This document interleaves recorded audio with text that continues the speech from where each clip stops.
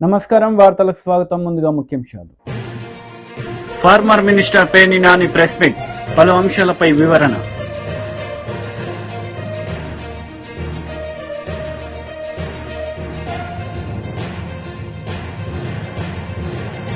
మంత్రి Seethakka press meet, ఇరు పార్టీలపై fire.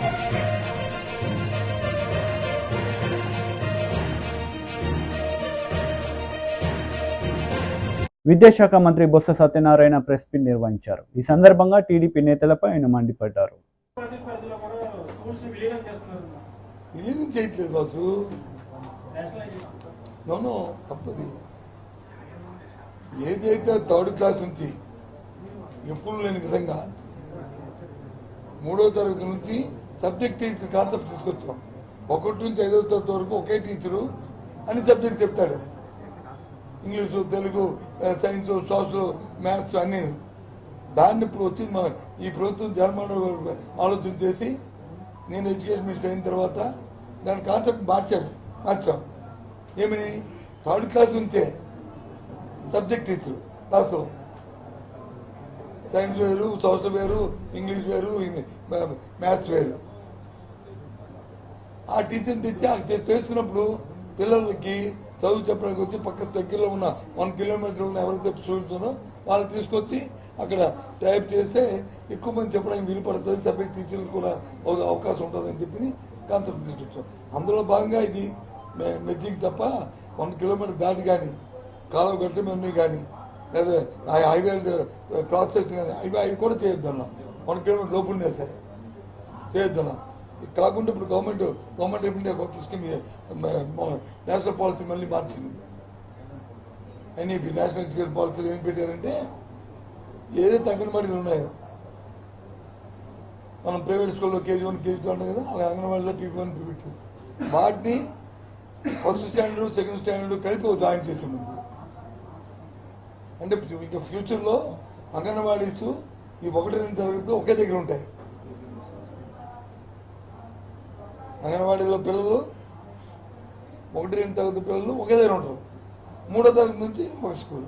1, 2 తరగతి చేస్తారు. అంగన్వాడీలో క్వాలిఫికేషన్ వాళ్ళు వస్తారు. అంగన్వాడీలో క్వాలిఫికేషన్ ఆయాలు వస్తారు. దానికి సెటప్ అది అంతా ఒక ప్రక్రియ డిస్కౌంట్ జరుగుతుంది. అవసరమైతే రిపోర్ట్ చేసుకుంటాం, లేదా ఉన్న వాళ్ళతో అడ్జస్ట్ చేస్తుంటాం. ఆ క్వాలిఫికేషన్ సరిపోతుంది. ఇది జరుగుతుంటే ఇప్పుడు అడిగా కాబట్టి నువ్వు చెప్తాడు, ఇది ధర్మా చెప్పండి.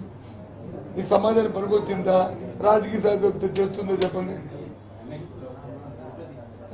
ఇలాంటి దౌర్భాగ్యం అడిగితే అన్నీ మళ్ళీ మార్చేస్తారు. ప్లేట్ మార్చేస్తారు. మళ్ళీ ఏం చేయాలి? పాపం జాలేస్తుంది చూస్తుంటే. ఇంతకుముందు కొద్దిగా బాధపడతారు. ఈ రెండింటిని చూస్తే నిజంగా జాలేస్తుంది. Former union minister Sujana Chowdary press meet నిర్వహించారు. ఈ సందర్భంగా పలు అంశాలపై ఆయన మాట్లాడారు. అనేక స్కీమ్స్ తయారు చేశారు. అవన్నీ కూడా పర్కులేట్ అవుతూ ఉన్నాయి. మేక్ ఇన్ ఇండియా కానీ, స్వచ్ఛ భారత్ కానీ, ఇవన్నీ కూడా భారతదేశం ఈ రోజున వస్తే కోవిడ్ లాంటి మహమ్మారి వచ్చిందే కూడా ప్రపంచంలో కల్లా భారతదేశమే బ్రహ్మాండంగా హ్యాండిల్ చేసింది. ప్రొడక్టివిటీ తగ్గింది, మనుషులు చనిపోయేది తగ్గింది. కొంత ఇబ్బంది జరిగింది, కానీ తర్వాత అప్పటి నుంచి కూడా రేషను అప్పుడు మొదలుపెట్టింది. ఇంకా కూడా వాళ్ళకి పప్పు, ఉప్పు, BPL వాళ్ళకి ఇంకా ఇప్పటికి కూడా గవర్నమెంట్ పంపిస్తూనే ఉంది.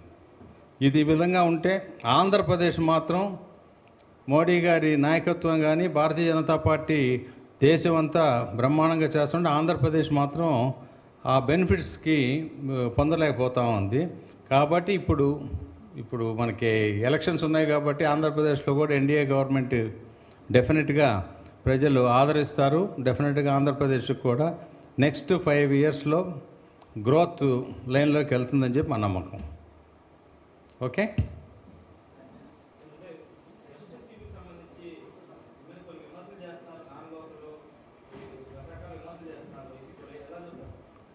ఇప్పుడు మా భారతీయ జనతా పార్టీ ఎన్డీఏ ఉద్దేశం కూడా go local with vocal, vocal with local అనే నిదానం ఉంది కదా. నేను విజయవాడ లోనే పుట్టి పెరిగిన వాడిని. విజయవాడ వెస్ట్ నియోజకవర్గానికి కరెక్ట్గా 25 నిమిషాల దూరంలో నేను పుట్టింది.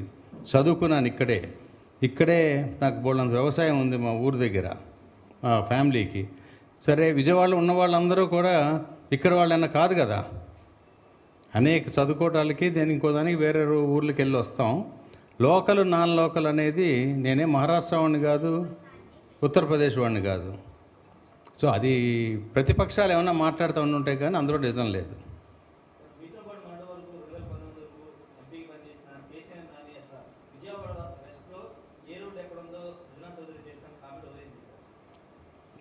ఆయన ఎందుకు అలా దిగజారిపోయారనే దాని మీద నేను ఆయన మీద సానుభూతి పడవలసింది తప్పితే అంతకంటే నేను ఎక్కువ చెప్పలేను.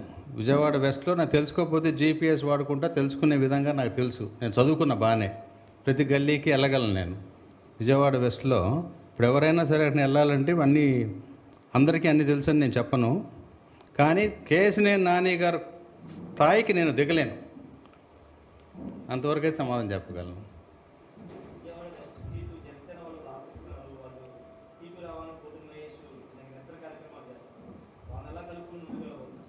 అది 3 పార్టీలు కలిసి తీసుకున్న నిర్ణయం. పోతిన మహేష్ గారు కూడా కలిసి పనిచేస్తారు డెఫినెట్గా. పవన్ కళ్యాణ్ గారు మాట్లాడతారు. కాబట్టి ఆ సమస్యలు ఏమీ ఉండవు. ఎన్డీఏలో ముగ్గురం కలిసి దిగ్విజయంగా పనిచేసి దిగ్విజయంగా గెలిచి చూపెడతాం.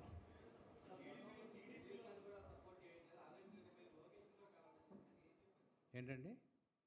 మంత్రి సీతక్క ప్రెస్ మీట్ నిర్వహించారు. ఈ సందర్భంగా పలు అంశాలపై ఆమె మాట్లాడారు. కంపెనీగా పెట్టింది, ప్రభుత్వ ఉద్యోగాలు క్రియేట్ చేసింది. ఈ రోజు ఉన్నటువంటి ప్రభుత్వ ఉద్యోగాలను కూడా అదాని అంబానీకి ఉపయోగపడే ఉద్యోగ కంపెనీలు చేస్తున్నారు, ప్రైవేట్ కంపెనీలుగా మారుస్తున్నారు. కానీ ఇలా బిఎస్ఎన్ఎల్ ప్రభుత్వం, బిఎస్ఎన్ఎల్ సిగ్నల్ పనిచేయదు. అదే జియోలు రియోలు అయితే ఫుల్గా పనిచేస్తారు. అలా నేను ఒకప్పటి నుంచి 25 ఏళ్ల కింద నేను బిఎస్ఎన్ఎల్ అదే సిగ్నల్ ఇప్పుడు దాకా అదే సిమ్ బిఎస్ఎన్ఎల్ సెల్. అరే అడవి రాజ్యం పైన ఎక్కడ పోయినా గవర్నమెంట్ కాబట్టి అది నడుస్తుంది అనుకుంటున్నాను. అది సిగ్నలే ఉండలేదు. హైదరాబాద్లో ఉండదు, ఆదిలాబాద్లో ఉండదు, ములుగులు ఉండదు.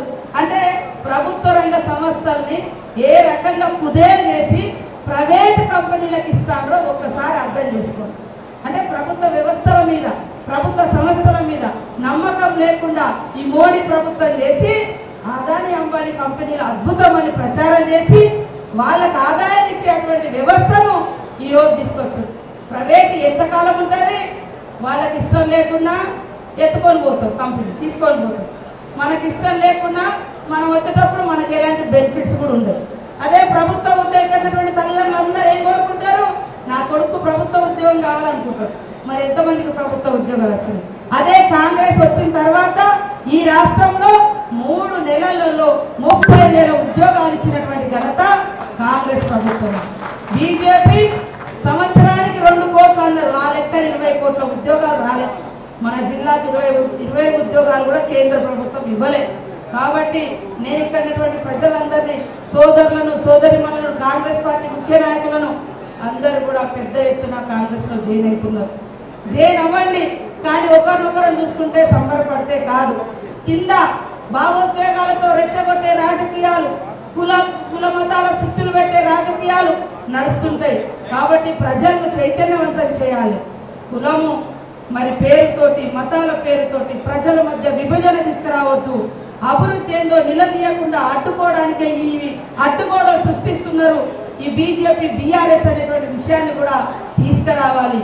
కాంగ్రెస్ వచ్చిందంటే మరి ఒక పట్టాలు ఇచ్చిరు, ఒక ఆరోగ్యశ్రీ ఇచ్చింది, ఒక ఉద్యోగాలు ఇచ్చారు, ఒక మోడల్ స్కూల్ ఇచ్చారు, ఒక కస్తూరిబా, ఒక డిగ్రీ కాలేజీలు, ఒక ఐఐటీలు, మరి ఇట్లాంటి ఎన్నో తీసుకొచ్చినటువంటి ఘనత. భూముల పంపకం, పేదలకు 7 విడతలుగా భూముల పంపకం.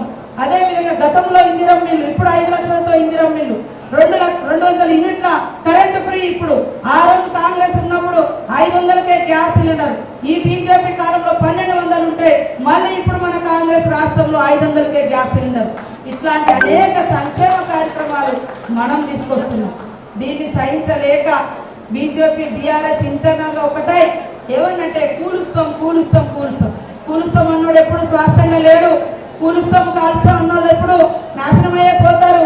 మొన్నటి దాకా మనల్ని కాంగ్రెస్లో ఉన్న వాళ్ళందరినీ మరి కూలుస్తాం అంటే ప్రజలు వాళ్ళని కూల్చిరు, అవునా కాదా? కాబట్టి ఇవాళ కాంగ్రెస్ పార్టీని బెదిరిస్తా ఉన్నారు, కూలగొడతామంటున్నారు. అందుకని అవతల నుంచి 3 నెలల నుంచి ఒక్కరిని కూడా మనం ముట్టుకోలే, ఏ ఎమ్మెల్యేలను తీసుకోలే. కానీ వాళ్ళందరూ వస్తామంటున్నారు, కూలుస్తామని ఒక మాట బెదిరిస్తున్నారు. కాబట్టి కూల్చే దిక్కు మరి వాళ్ళు అంతమంది ఎమ్మెల్యేలు అవసరమా? ప్రజాస్వామికంగా పనిచేసే ప్రభుత్వానికి మద్దతు ఇస్తామంటున్నారు. కాబట్టి వాళ్ళను కాంగ్రెస్ పార్టీ తీసుకోవడం జరుగుతుంది. కాబట్టి ఇక్కడ మా సోదరులందరూ మండలాన్ని యూనిటీగా చేసుకొని 1,00,000 ఓట్లే మీ యొక్క ఏకైక లక్ష్యంగా పెట్టుకొని ఈ ఆదిలాబాద్ మన అసెంబ్లీలో 1,00,000 ఓట్లు సాధించడం కోసం జలవనరుల శాఖ మంత్రి పేర్ని నాని మీడియా సమావేశం నిర్వహించారు. ఈ సందర్భంగా పవన్ కళ్యాణ్ చంద్రబాబు నాయుడులపై మండిపడ్డారు. ఆపేయండి, నిర్వీర్యం చేయండి అని చెప్పి కాలుకు బల్పం కట్టుకుని, అట్లాగే నీ తాబేదారులకి, నీ ఏజెంట్లకి, నీ వంది మాగుదులకి బలపాలు కట్టి ఢిల్లీ నుంచి మందడంలోని సచివాలయం దాకా ఓకే తిప్పి వాళ్ళ పెన్షనర్లకు ఇంటికి వెళ్లకుండా డబ్బులు ఆపింది ఎవరు? మాట ఆపి ఇంటికి వెళ్లకుండా ఆపి వాళ్ళ వెంటనే కేంద్ర ఎన్నికల సంఘం వాలంటీర్లను పక్కన పెట్టండి అని ఉత్తర్వులు ఇవ్వగానే సంబరాలు చేసుకున్నారు. తుళ్ళింతలు కేరింతలు తెలుగుదేశం వాళ్ళందరూ. ఇవాళేమో మామూలుగా అసలు తలుపు సందులో తోకబడిన కోతిలాగా తన్నుకుంటున్నారు. కీస్ అంట ఒక తన్నుకు చచ్చిపోవటమే మామూలుగా. తలుపు సందులో కోతికి తోకబడితే ఏమంటది పరిస్థితి? కెలుక్కోవటం ఎందుకు తలుపుని? తలుపు సందులో తోకెడటం ఎందుకు? ఈ ఏడవటం ఎందుకు? ఎప్పుడైతే ప్రజల నుంచి తిరుగుబాటు వచ్చిందో ఈ తోక ఇరుక్కుపోయినటువంటి కోతి తొంత అయిపోయింది చంద్రబాబు నాయుడు గారిది, వీళ్ళందరిది. ఇవాళ చంద్రబాబు నాయుడు గారు మాట్లాడతాడు. పెన్షన్ల పంపిణీ, ఇవాళ పెన్షన్ల పంపిణీ చేయొద్దని ఎవరు చెప్పింది? ఏ రాష్ట్ర వైఎస్ఆర్ కాంగ్రెస్ పార్టీ అన్న పెన్షన్లు పంచమని చెప్పిందా? చంద్రబాబు నాయుడు గారు నువ్వు కాదు, నీ తల్లో జేజమ్మ దిగి వచ్చినా పెన్షన్లు ఆపడం ఎవడి వల్ల కాదు, జగన్మోహన్ రెడ్డి గారి ప్రభుత్వంలో నీ వల్ల కానే కాదది. కానీ నీ దగుల్బాజీ బుద్ధి, నీ దిక్కుమాలినటువంటి పెత్తందారి మనస్తత్వం, పేదోళ్లు సుఖపడుతుంటే పేదోళ్లు కష్టాలు లేకుండా బతుకు గడిపేటంటే చాలా మందికి దయనీయమైన పరిస్థితిలో పిల్లలుండి కూడా, ఆఖరికి కొడుకులుండి కూతుర్లుండి కూడా వాళ్ళెవరు గంజిపోయిటాకు కూడా దిక్కులేని స్థితి ఉన్న వారందరికీ కూడా ఇవాళ జగన్మోహన్ రెడ్డి గారి ప్రభుత్వం ఇచ్చేటువంటి ఈ 3,000 రూపాయల మీద జీవితాన్ని, నెల రోజుల జీవితాన్ని గడిపేటువంటి పరిస్థితులు ఉన్నాయి. ఇల్లు కదలకుండా మంచంలో ఉండి బోధకాళ్ళుండి కాళ్ళు ఇరిగిపోయి, నడుము ఇరిగిపోయి, సట్టెరిగిపోయి, బాత్రూంలో కారు జారిపడి మరి 60-70 ఏళ్ళు దాటిన కాడి నుంచి ఏమవుతుంది? పాస్కి వెళ్తేనో లెట్రిన్కి వెళ్తేనో బాత్రూంలో పడిపోయేటువంటి, నడువులు ఇరిగిపోయి, తుంటెముకలు ఇరిగిపోయేటువంటి ఎంతమంది వృద్ధులు వాళ్ళ మంచాల్లో ఉంటున్నారు? వాళ్ళందరూ ఉసురు నువ్వు పోసుకోవా? నువ్వు బాగుపడతావు. బీఆర్ఎస్ పార్టీకి ద్రోహం చేసిన కడియం శ్రీహరికి పార్లమెంట్ ఎన్నికల్లో గట్టి గుణపాఠం చెప్పాలని కార్యకర్తలకు మాజీ మంత్రి, ప్రస్తుత ఎమ్మెల్యే హరీష్ రావు సూచించారు. ఈ సందర్భంగా పలు అంశాలపై ఆయన మాట్లాడారు. నిజంగా కడియం శ్రీహరి గారు పోయిన తర్వాత పార్టీలో జోష్ ఎక్కువ కనబడతా ఉంది, నాకు కసి ఎక్కువ కనబడతా ఉంది. ఆనాడు స్టేషన్ గన్పూర్ ఉప ఎన్నికల్లో నేను పనిచేసినప్పుడు ఎంత ఉత్సాహం కనబడ్డదో ఇవాళ మీ అందరిలో కూడా ఇవాళ పార్టీకి ద్రోహం చేసిండు. ఈ పార్టీకి ద్రోహం చేసిన కడియం శ్రీహరి గారికి గట్టిగా గుణపాఠం చెప్పాలనే కసి ఇవాళ ప్రతి కార్యకర్తలో కూడా కనబడతా ఉంది. ఎందుకంటే ఆయన గారు టికెట్ తీసుకొని మా అందరితో సమావేశాలు పెట్టించి మరి చివరి క్షణంలో ఇలా పార్టీ మారడం అంటే దాన్ని ఏమంటారు? ద్రోహమా కాదా? ఇలాంటి ద్రోహం చేసిన వాళ్లకు గుణపాఠం చెప్పాలనా వద్దా? ఎందుకంటే ఆయన టికెట్ అడిగి తన కుమార్తెకు తీసుకొని నువ్వు పార్టీని ఇలా చివరి నిమిషంలో నువ్వు పార్టీ మారడం అంటే మా కార్యకర్తల మనోస్థైర్యాన్ని దెబ్బతీయడం, పార్టీని అవమానపరచడం. ఇట్లాంటి వాళ్లకు మరి పార్టీలో ఉండే ప్రతి కార్యకర్త కూడా సీరియస్ గా తీసుకొని తగిన గుణపాఠం చెప్పాల్సిన అవసరం ఉంది. శ్రీహరి గారికి ఏం తక్కువ చేసింది పార్టీ? నీకు ఉప ముఖ్యమంత్రిగా, ఎంపీగా, 2 సార్లు ఎమ్మెల్సీగా, ఎమ్మెల్యేగా నీకు అవకాశం ఇచ్చింది. నిజానికి నువ్వు జీవితాంతం పార్టీకి రుణపడి ఉన్నా కూడా నువ్వు తక్కువే. ఎందుకంటే నీకు అన్ని అవకాశాలు ఇవాళ ఈ పార్టీ కల్పించి మిమ్మల్ని గౌరవించింది ఈ పార్టీ. నువ్వే మాట్లాడినావు చాలా సందర్భాల్లో, నేను పార్టీ మారేదే లేదు, నేను ఈ పార్టీలోనే ఉంటా అని ఎన్నిసార్లు ఇవాళ శ్రీహరి గారు చెప్పిండ్రు. కొన్ని టీవీ ఇంటర్వ్యూలోనైతే అవసరమైతే రాజకీయాల నుంచి విరమించుకుంటే తప్ప నేను పార్టీ మారనని చెప్పినావు. మరి అలా ఎందుకు మారినవో సమాధానం చెప్పాల్సినటువంటి అవసరం ఇవాళ శ్రీహరి గారి మీద ఉంది. నిజంగా నీకు నీతి నిజాయితీ ఉంటే మీరెప్పుడు రాజకీయ విలువల గురించి మాట్లాడతారు, నైతిక విలువల గురించి మాట్లాడతారు. మీరు మాట్లాడే మాటల్లో నిజం ఉంటే ఈ పార్టీ ద్వారా వచ్చిన ఎమ్మెల్యే పదవికి తక్షణమే రాజీనామా చేయాలని చెప్పి నేను డిమాండ్ చేస్తా ఉన్నా. నైతిక విలువలు అనేటువంటివి ఉంటే, మీరు మాట్లాడే మాటల్లో నిజం ఉంటే ముందు పార్టీ ద్వారా వచ్చిన పదవికి రాజీనామా చేయండి. నువ్వు ఈ పార్టీ ద్వారా వచ్చిన పదవి పట్టుకొని అసలు మీరు ఈ వయసులో ఎట్లా కండువా కప్పుకుంటారో నేను అడుగుతా ఉన్నా. మీ అందరికి బాగానే తెలుసు, అసెంబ్లీలో మాట్లాడిండు, బయట మాట్లాడిండు శ్రీహరి గారు. మన తెలంగాణ భవన్ లో పార్లమెంటరీ పార్టీ మీటింగ్ లో కూడా మీరు అందరు విన్నారు. ఏమన్నాడు? రేవంత్ రెడ్డి గారు సెక్రటరియట్ లో లంకె బిందెలు లేవంటుండు. లంకె బిందెలు సెక్రటరియట్లు ఉంటాయా, యాడుంటాయా అన్నాడు. లంకె బిందెలు ఎవరు ఎత్తుకుతారు అన్నాడు. అర్ధరాత్రి పూట దొంగలు లంకె బిందెలు ఎత్తుకుతారు, రేవంత్ రెడ్డికి అలవాటు ఉన్నట్టున్నది అని మాట్లాడిండు. మాట్లాడిండే లేదా శ్రీహరి గారు? మరి ఇలా ఎవరితో కండువా కప్పించుకున్నాడు? ఎవరితో కప్పించుకున్నాడు? ఎవరితో కప్పించుకున్నాడు? నువ్వే అంటివి లంకె బిందెలు దొంగ, రాత్రిపూట దొంగలు ఎత్తుకుతారు, రేవంత్ రెడ్డికి అలవాటు ఉందటంటివి, పోయి గాయనతోనే కండువా కప్పించుకుంటువి. గింత దిగజారుతనం అవసరమా రాజకీయాల్లో? ఇంత విలువలు పోయి పదవులు అవసరమా ఒక మనిషికి? ఇలా దయచేసి ఆలోచించాల్సినటువంటి అవసరం ఉంది. MLC Chandrashekar Reddy press meet నిర్వహించారు. ఈ సందర్భంగా పలు అంశాలపై ఆయన మాట్లాడారు. కానీ నారాయణ గారు ఒకే రోజు సుమారుగా 8 మంది దగ్గర ప్రెస్ మీట్లు పెట్టించి నన్ను నోటుకు వచ్చినట్టు తిట్టించారు. నేను నారాయణ గారిని ఒకటే అడుగుతా ఉన్నాను, మిమ్మల్ని నేను చాలా గౌరవంగా సంబోధిస్తున్నాను, చాలా గౌరవంగా కూడా మాట్లాడుతున్నాను. మీకు అర్హత లేకపోయినా గౌరవ ముఖ్యమంత్రి గారిని నోటుకు వచ్చినట్టు మాట్లాడుతున్నారు. రాక్షసుడని, సైకో అని మీకు నోటికి ఎంత వస్తే అంత మాట్లాడుతున్నారు. అయినా కూడా మేమెవ్వరం కూడా మిమ్మల్ని పల్లెత్తు మాట మాట్లాడి తిట్టట్లేదు. కానీ నేను మిమ్మల్ని మీరు చేసినటువంటి అబద్ధపు ప్రచారాలు ఏవైతే ఉన్నాయో అంకెలతో సహా మీకు నేను వాస్తవాలు తెలియచేస్తే మీరు నోటుకు వచ్చినట్టు తిట్టిస్తున్నారంటే మీ సంస్కారం, మీ సంస్కృతి అర్థమవుతుంది ప్రజలందరికీ కూడా. మీ ఒరిజినాలిటీ ఈరోజు నెల్లూరు ప్రజలు అర్థం చేసుకుంటున్నారు. మీలో లోపల ఉన్నటువంటి అపరిచితుడు ఎలా ఉంటాడు అన్నది ప్రజలందరూ కూడా చూస్తున్నారు. ఏంటి అంత అవసరం, అంత అహంకారం ఏంటి? ఏం మాట్లాడాను? ఒకవేళ నేను మాట్లాడితే పలానాది తప్పుందని చెప్పండి. నెల్లూరు ప్రజలు ఈ సంస్కృతిని నచ్చరు అని నేను మీకు తెలియచేస్తా ఉన్నాను. ఇకపోతే నేను ఆ రోజు ఏదైతే కొన్ని పాయింట్స్ చెప్పినానో సుమారుగా నేను 15 పాయింట్స్ని మీ దృష్టికి తీసుకురావడం జరిగింది. ఆ 15 పాయింట్స్కి నేను కట్టుబడి ఉన్నాను. అవన్నీ కూడా నిజాలు.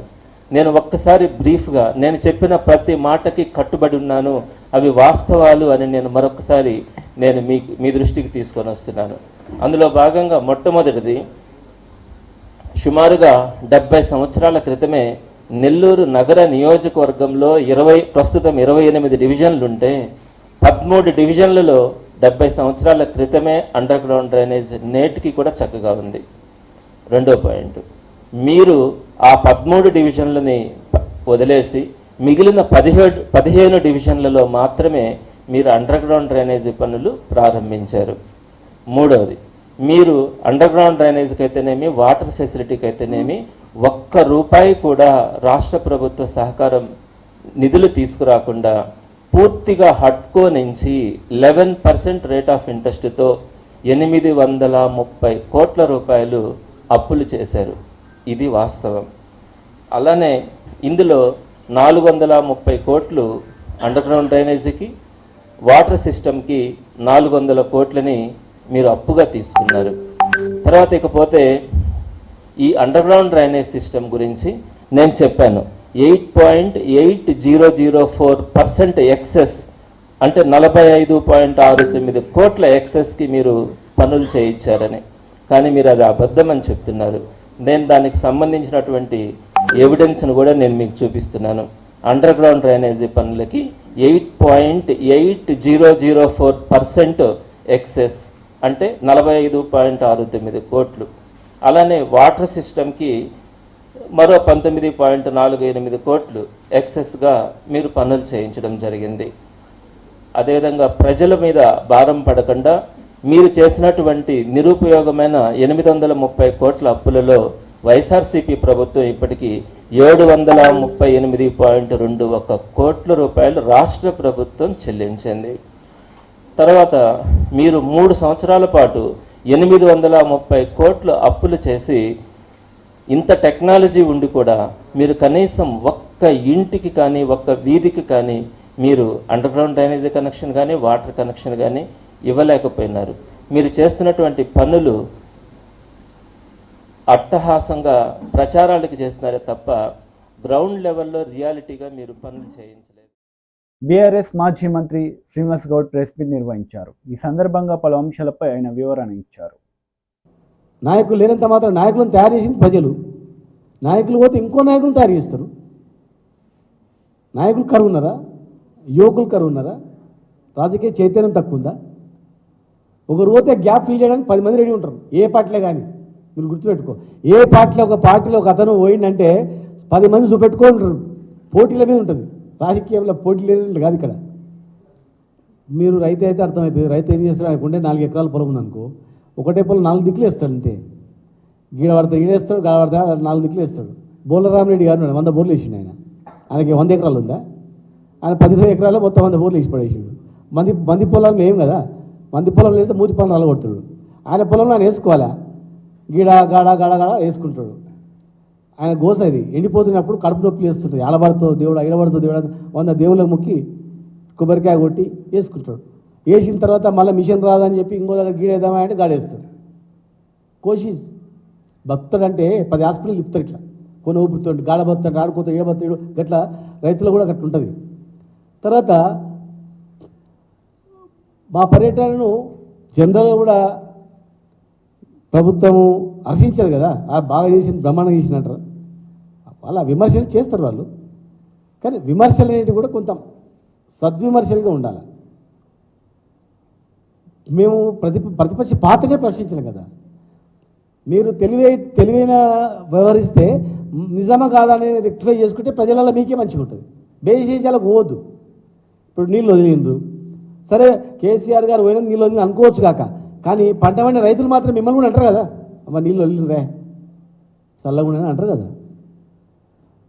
ఏం పాపం చేసి మన ఇద్దరి మధ్యలో వాళ్ళని ఎందుకు నష్టం చేద్దాం? ప్రతిపక్షం అధికార పార్టీ మధ్య ప్రజలు ఎందుకు నలిగిపోవాలా? వాస్తవంగా చూడండి. నీళ్ళు లేకపోతే వదలకండి, నీళ్ళు ఉంటేనే వదలండి, నీళ్ళు ఉంటేనే వదలండి. కాంగ్రెస్ ప్రభుత్వం వాళ్ళ విధానం వాళ్ళకు ఉంటుంది. ముఖ్యమంత్రి గారు ఆయన స్టైల్లో ఆయన పరిపాలిస్తాడు. ఆయనకి ఇచ్చే అధికారుల ఫీడ్బ్యాక్, ఆయనకు ఉన్నటువంటిది దాంతో వాళ్ళకి ఏది బాగుంటే వాళ్ళ స్కీమ్ వాళ్ళు చేస్తారు. మా ప్రభుత్వంలో మేము చేసినాం. విద్యుత్ ఒప్పందాలు కావచ్చు, లేకపోతే విద్యుత్ ప్రాజెక్టులు కావచ్చు, మేము ఆ అధికారులను సమన్వయం చేసి ఆ డిపార్ట్మెంట్లో ఉన్నటువంటి సీనియర్ అధికారులతోనే మనమే ఉద్యోగాలు ఇవ్వాలి. బయట కొనుక్కోవద్దు, విద్యుత్ కొనుగోలు చేయొద్దు. మనమే ఉత్పత్తి చేస్తే ఎంప్లాయ్మెంట్ వస్తుంది, మనకు ప్రొడక్టివిటీ పెరుగుతుంది అనే ఉద్దేశంతో చేసినాం. అంతకన్నా మెరుగైనటువంటి ఒప్పందాలు చేసుకొని అంతకన్నా మంచి ప్రాజెక్ట్ ఉంటే మీరు చేయండి, దానిలో తప్పేం లేదు కదా. ఒక పాలసీ తెస్తున్నప్పుడు ఆ ప్రభుత్వం ఎవరి ప్రభుత్వంలో వాళ్ళ మార్పు ఉండడానికి చేస్తాం. అట్లా ముఖ్యమంత్రి గారు కూడా విద్యుత్ దానిపైన ఆయనకున్నటువంటి ఫీడ్బ్యాక్తో మంచి చేస్తే సంతోషమే. చేసిన తర్వాత రిజల్ట్ మంచిగా వచ్చింది అనుకో హ్యాపీయే. చేసిన తర్వాత పాతదానికి కొత్తదానికి వేరే చేసుకొని కొత్త ప్రాజెక్టులు బాగుంది అనుకోండి. ఇట్లా మోడర్నైజేషన్లో రాను రాను కొత్త కొత్త విధానాలు ఉంటాయి. పాతదానికి కొత్తదానికి భేదాలు ఉంటాయి. ఇట్లా ఆటోమేటిక్గా చేయని తప్పేం లేదు కదా. మనం ఉత్పత్తి చేసి ఇతర రాష్ట్రాలకు ఇచ్చే స్థాయి మనకుంది. విద్యుత్ గతంలో ఇప్పటికీ తెలంగాణ రాకముందు 3 గంటలు కరెంట్ ఇస్తుంది. ఇవాళ ఎట్లొచ్చింది కరెంట్? మరి ఇండియాలో ఎక్కడైనా కానీ ఒక్క ఇండస్ట్రీ జనరేటర్లతో నడుస్తుండే, మూతపడుతుండే, నీళ్లు లేక ట్యాంకర్లతో కొనుక్కొస్తుంది. ఇవాళ ఏ ఇండస్ట్రీ అయినా నీళ్లు కొనుక్కొచ్చుకుంటుందా? నీళ్ళు వస్తున్నాయా లేదా?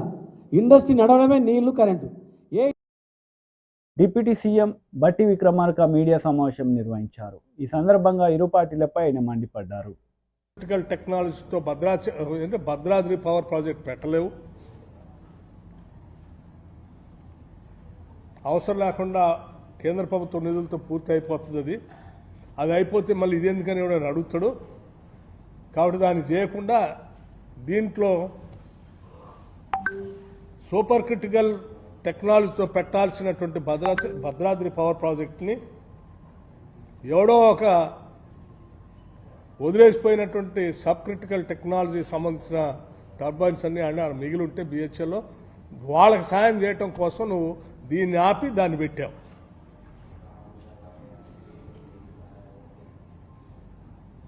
దాంతోపాటు మళ్ళీ యాదాద్రి దగ్గర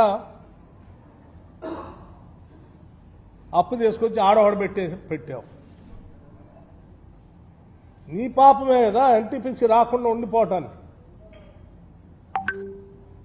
అదేమో దాని భారం వేసి భద్రాద్రి పవర్ ప్రాజెక్ట్ని సబ్ క్రిటికల్ టెక్నాలజీ ఒక 25 నుంచి 30 సంవత్సరాలు పొల్యూషను ప్రొడక్షన్ కాస్ట్ పెరిగింది. యాదాద్రిదేమో టైమ్లీ నువ్వు పోనీ ఇది బంద్ చేసి దీంతోనే చేసినట్టు టైమ్లీ కంప్లీట్ చేసినట్టు చేయవచ్చు. పోనీ ఇప్పుడు ఎన్టీపీసీ ఎందుకు చేయలేదని ఇప్పుడు మమ్మల్ని అడుగుతున్నావు. నువ్వు 10 ఏళ్ళ నుంచి అప్పుడే చేయాల్సి ఉంది కదా. మేము కూడా నీలానే పోనీ అదేం చేద్దాం, ఇదంతా భారం అయిపోతుందని వెంటనే కూర్చొని రివ్యూ చేశాం.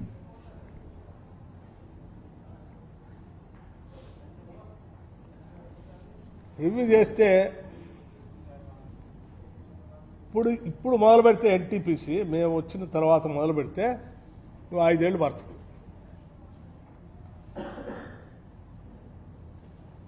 ఇంకో 5 ఏళ్ళు పడితే 5 ఏళ్ళు మినిమం, అది 6 ఏళ్ళు కావచ్చు 7 ఏళ్ళు కావచ్చు పడితే ఇప్పుడున్నటువంటి ధరల ప్రకారం లెక్కేస్తే అది పర్ యూనిట్ 8 నుంచి 9 రూపాయలు పడే పరిస్థితి కనిపిస్తాం. పర్ యూనిట్ 8 to 9 రూపీస్ భారం ప్రజలపైన పడే పరిస్థితి కనిపిస్తాం లెక్కల ప్రకారం. పెరుగుతున్నటువంటి కోల్ ధరల ప్రకారం కానీ పెరుగుతున్నటువంటి ఇతర వాటి ప్రకారం కానీ. మరి అట్లా చేద్దామా? అందుబాటులోకి వచ్చిన నూతన technology, alternative energies, renewable energies, రకరకాల సోలార్ పవర్ కానీ, పంప్ స్టోరేజ్ పవర్ కానీ, అది విండ్ పవర్ కానీ, రకరకాల పవర్ ఆల్టర్నేటివ్ పవర్ సోర్సెస్ అందుబాటులోకి వచ్చినాయి. ఈ మధ్యనే సోలార్ కార్పొరేషన్ ఆఫ్ ఇండియా వాళ్ళు టెండర్ పిలిస్తే 5 రూపాయల 25 పైసలు 50 పైసలకి ఫిక్స్డ్గా కంటిన్యూస్గా రాబోయే 25 సంవత్సరాలు ఇవ్వటానికి పనికొచ్చినట్టుగా టెండర్ వచ్చింది. Not 1 year. అటువంటి దాన్ని మరి ప్రస్తుతం అందుబాటులోకి వచ్చినప్పుడు అది తీసుకుందామా? ఎఫ్డిఆర్ఈ